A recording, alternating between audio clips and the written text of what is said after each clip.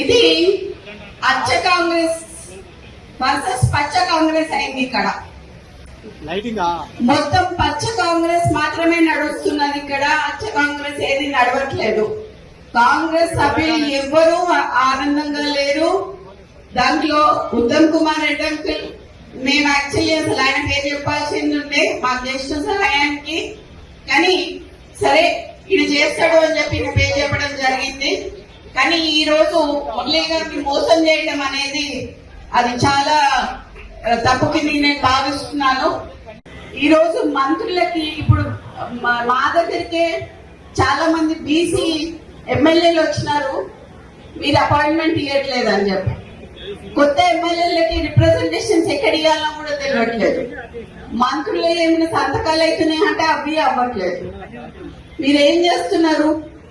సరే, ఇప్పుడు వేమ నరేందర్ రెడ్డికి సలహాదారుడిగా మీరు ఇచ్చారు కదా, నేను అడగదలుచుకున్నది ఒకటే ఏంటంటే, మరి 3 ఏళ్లలో వేమ నరేందర్ రెడ్డికి ఏం సలహా ఇచ్చిండు నీకు?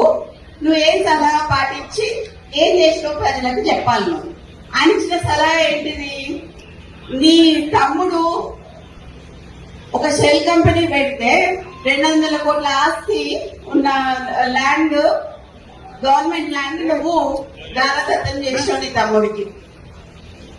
ఇట్లా నీ తమ్ముళ్ళు నువ్వు రాష్ట్రం మీద పడి తింటాం తప్పితే ఇంకేం చేయలేదు. అట్లాంటిది నా ఇలాకాకు వచ్చి, కొండ ఇలాకాకు వచ్చి రేవంత్ ప్రకాష్ రెడ్డిని మళ్ళీ గెలిపించమని చెప్పడంలో మీ ఆంతర్యం ఏంటిది అని అడుగుతున్నా నేను ఇవాళ. ఎందుకు మాతో పెట్టుకుంటున్నావు? ఎందుకు మమ్మల్ని ఇట్లా చేస్తున్నావు? మేము కాపతనోళ్ళమమ్మా, మాకు వ్యవసాయం వచ్చి కానీ ఊడిగం చేయటం రాదు. మేము పద్మశాలోళ్ళం, మాకు నేత నేయటం వచ్చి తప్పితే ఊడిగం చేయటం రాదు. మీలాగా బ్రోకరిజం చేసి ఇవన్నీ చేసుకుంటే మీ చుట్టూ తిరుగుతున్న వాళ్ళు ఎవరైతే ఉన్నారో తప్పుడు సంకేతాలు పోతున్నాయని చెప్పి చెప్తున్నా మీకు.